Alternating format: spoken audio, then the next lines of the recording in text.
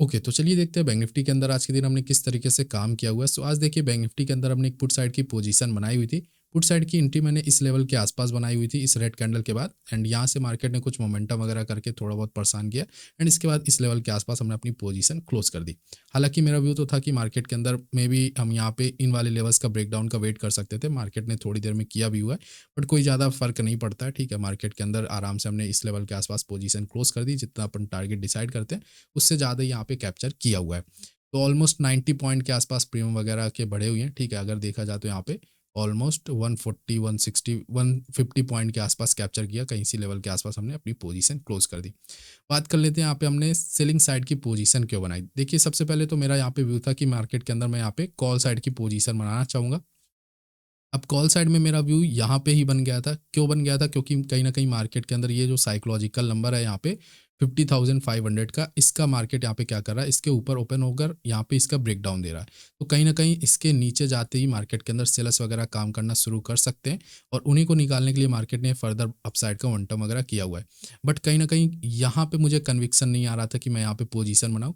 हालाँकि मन तो कर रहा था कि पोजीशन बना ले, बट देखिए कई बार क्या होता है, मार्केट इसके ऊपर-ऊपर जैसे ये पैटर्न वगैरह बनाया हुआ है, तो इनका थोड़ा-सा मार्केट यहाँ पे क्या करता है, जो बायर्स यहाँ पे बैठ रहे हैं, उनको निकालने के लिए मार्केट यहाँ पे फर्दर डाउनसाइड का मोमेंटम कर सकता है। ठीक है?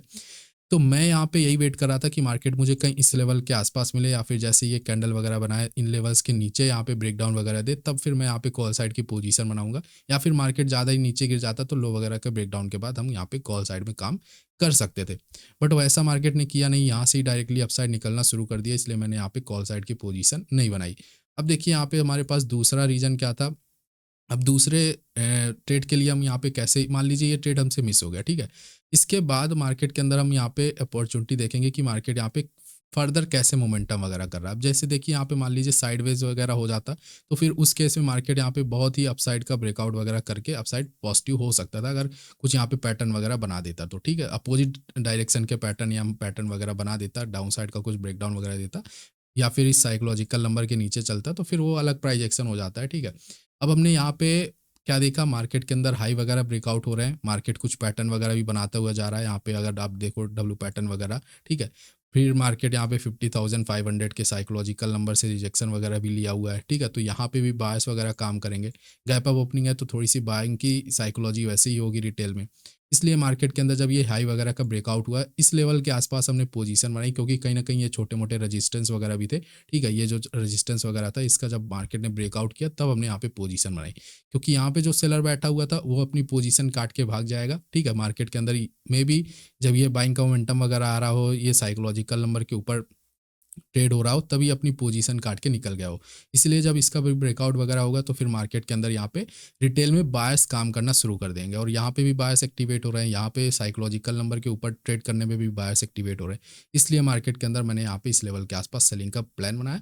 हालांकि हमने इस लेवल के आसपास एंट्री से लेने की, क्योंकि कहीं ना कहीं मार्केट में ये जो रजिस्टेंस था इसका मैं ब्रेकआउट का वेट कर रहा था, और थोड़ा सा कंफर्मेशन भी यहाँ पे मिल जाता कि मार्केट यहाँ पे मल्टीपल टाइम्स अपसाइड निकल रहा है।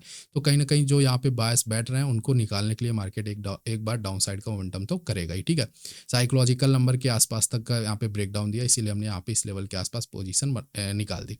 अब यहाँ पे देखिए मेरा व्यू था कि मार्केट यहाँ पे लो वगैरह क्लियर करेगा, बट कहीं ना कहीं साइकोलॉजिकल नंबर जब यहाँ पे होता है तो नीचे साइड बायर्स आ गए, नीचे साइड सेलर्स आ गए, ऊपर साइड बायर्स आ गए, तो उसके केस में मार्केट यहाँ पे साइडवेज रह जाता है, और वही चीज़ आज मार्केट के अंदर हो रही है। ठीक है, तो पूरा साइडवेज होकर रखा हुआ है, मे बी ब्रेकडाउन वगैरह लास्ट मोमेंटम में देखने को मिल सकता है।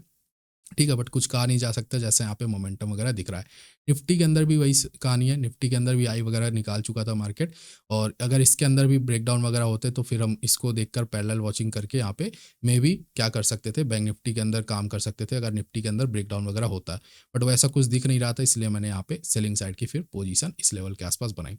ठीक है, तो आज के दिन हमने कुछ इस तरीके से काम किया।